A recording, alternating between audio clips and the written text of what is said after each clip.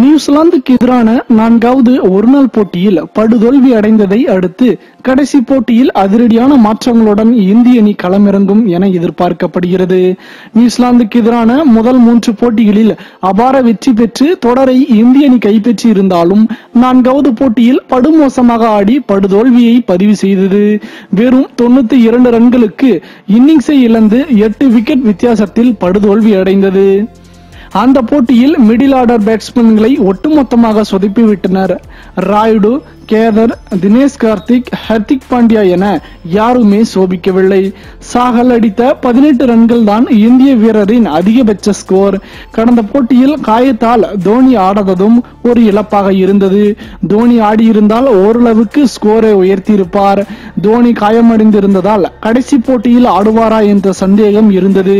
இந்த நிலையில் இது குறித்து இந்திய அணியின் பேட்டிங் பயிற்சியாளர் சஞ்சய் பங்கார் தெளிவுபடுத்தியுள்ளார்.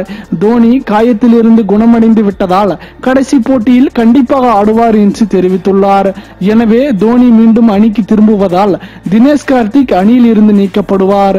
அதே போல குல்தீப் மற்றும் சாகல் ஆகிய இருவரில் ஒருவருக்கு பதிலாக இந்த தொடரில் இதுவரை ஆடாத ஜடேஜாவிற்கு கடைசி போட்டியில் ஆட வாய்ப்பு அளிக்கப்பட வாய்ப்புள்ளது. புவனேஸ்வர் குமாருக்கு இந்த போட்டியில் ஓய்வு அளிக்கப்பட்டு கடந்த போட்டியில் ஓய்வில் இருந்த சமி இந்த போட்டியில் களமிறக்கப்படலாம். கடந்த போட்டியில் ஆடிய இளம் இடதுகை வேகப்பந்து வீச்சாளர் கலில் மற்றும் சமி ஆகிய இருவரும் வேகப்பந்து வீச்சாளராக இறங்குவர். இவருடன் ஹர்திக் பாண்டியாவும் வேகப்பந்து வீசுவார். ரோஹித்தின் இந்த அதிரடியான முடிவு உங்களை எந்த அளவிற்கு ஈர்த்துள்ளது? அதற்கான பதிலை கமெண்ட் பாக்ஸில் மறவாமல் பதிவிடுங்கள். மேலும் இது போன்ற சுவாரஸ்யமான செய்திகளை உடனுக்குடன் தெரிந்து கொள்ள தமிழ் சேரை சேனலை சப்ஸ்கிரைப் பண்ணுங்க. மறக்காம பெல் ஐக்கானை கிளிக் பண்ணுங்க.